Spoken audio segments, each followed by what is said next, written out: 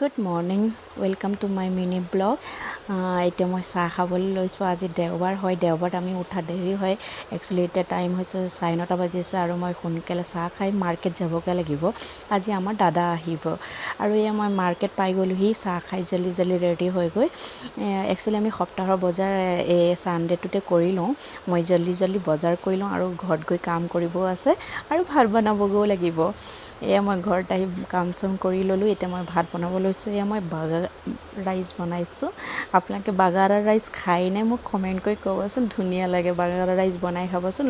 চবেই ভাল পায় ল'ৰা ছোৱালীয়ে ভাল পায় ডাঙৰ মানুহো ভাল পাব কাৰণ ইয়াত বেছি টাইম নালাগে জল্দি হৈ যায় ৰাইচ বনাবৰ কাৰণে এয়া মই ঘি অকণ দি পেলাই কুকাৰটো বন্ধ কৰিলোঁ আৰু মই কাষতে মাংসও বনাই আছোঁ এয়া ব্ৰইলাৰ মাংস হয় মই দৈ দি বনাইছোঁ আপোনালোকে দৈ দি বনাই খাইছেনে ক'বচোন কেনেকুৱা লাগে খাই আৰু মই কাষতে চাম্বৰো বনাইছোঁ মাংসৰ লগত চাম্বৰো